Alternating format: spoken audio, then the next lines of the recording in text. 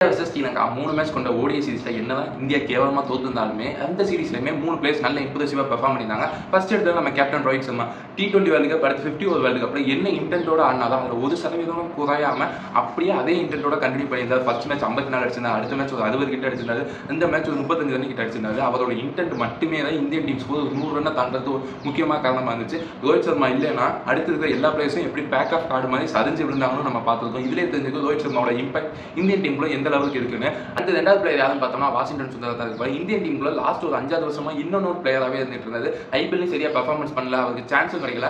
ஆனா இந்த லாஸ்ட் 2 சீரிஸ்ல புது மேனேஜ்மெண்ட் வந்ததுக்கு அப்புறம் வாஷிங்டன் சுந்தர் ரொம்பவே நிறைய பேக் பண்றாங்க.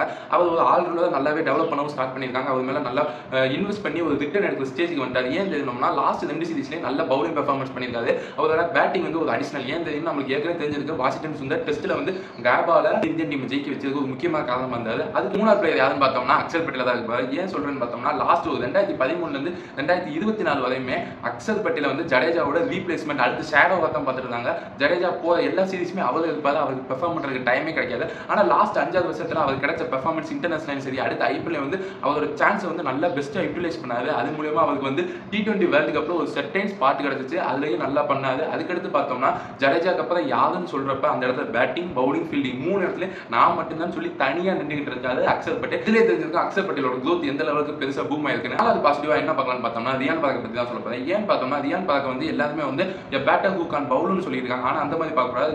ரியான் பராக் ஒரு நல்ல ஆல்ரவுண்டராகவே நம்ம டெவலப் பண்ணலாம். ஸ்ரேயஸ் ஐயர், KL ராகுலோட கதி இந்த டீம்ல எந்த லெவலுக்கு இருக்க போகுதுன்னு தெரியல. ஆனா அவங்க 2 பேரும் ரீப்ளேஸ் பண்றதுக்கு ரொம்ப வருஷம் ஆகலாம். ஆனா ரியான் பராக் வந்து நல்லா குரூம் பண்ண ஸ்டார்ட் பண்ணாங்கன்னா கண்டிப்பா ரியான் பராக் நம்பர் 4 பேட்ஸ்மேனா வந்து நல்ல ஒரு 5 ஓவர் போடுறதுக்கு நல்ல திறமை உள்ள பேட்ஸ்மேன் ஹூ கேன் பவுலர் இருப்பாரு. இல்லைன்னா ஒரு நல்ல ஆல்ரவுண்டராக கூட டெவலப் ஆகலாம். இந்த மாதிரி ப்ராஸ்பெக்டை வந்து இந்தியன் டீம் டெவலப் பண்ணி ஆகணும். இதே மாதிரி அடுத்து ஒஸ்ட் பிளேயர் லிஸ்ட்டும் வந்துகிட்டு இருக்கு. அதுல யார் யாரெல்லாம் இருப்பான்னு சொல்லி எல்லாருக்குமே தெரிஞ்சிருக்கும்.